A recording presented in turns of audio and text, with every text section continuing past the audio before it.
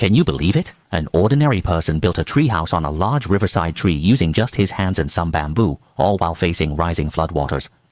He first addressed the access issue by tying a simple ladder to the tree trunk. The ladder, almost vertical to the ground, was made from raw wood he had carved himself and secured with nails, then tightly wrapped with hemp rope. With each foot he climbed, the ladder shook more. Beneath him was the slippery tree bark, and the wind carried the scent of mud.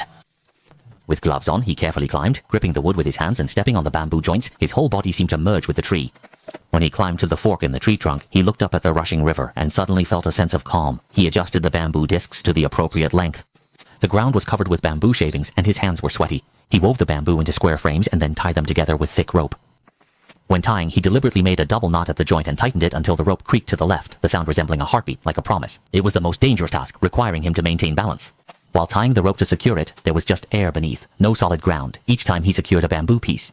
He would personally step on it to test it. The bamboo emitted a slight creaking sound as if responding to his growing confidence. Around the edge of the platform, he added upright bamboo poles inserted at the platform's edge, then wove thin bamboo strips horizontally to form a fence. When the wind blew, the bamboo made a rustling sound like a natural wind chime. Through the gaps, you could see the shimmering river water and the distant bamboo forest. Each piece was laid closely together on the floor, and every bamboo strip was securely tied with rope to the supporting beams, leaving no gaps. He knelt on the bamboo surface, deftly tying the ropes with both hands, tightening the knots, and then trimming the edges. After finishing, he stepped on it with his slippers, feeling the soft yet resilient texture, the bamboo's smooth grain, as if his feet were on a piece of green leather. After laying the foundation of the treehouse, he left space at the platform where the trunk passes through, deliberately avoiding the main trunk to ensure the tree can continue to grow.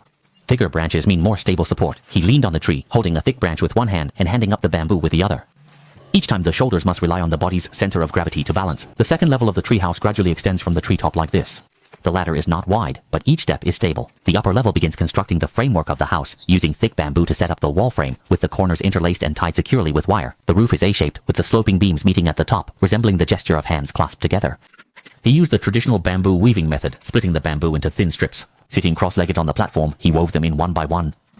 The bamboo strips moved gently, rustling between fingers as sunlight streamed through gaps, casting the bamboo wall's shadow on the floor like a delicate painting.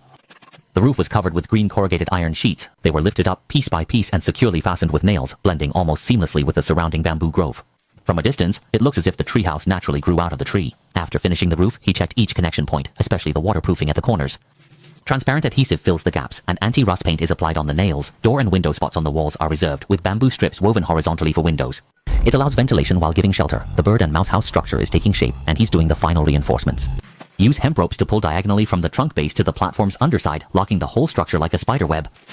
Giving a like is a gesture of goodwill, not giving one is perfectly fine. But if you also admire this craft of communicating with nature through one's hands, keep it in mind. Next time, we will see how long this treehouse can withstand the wind and rain.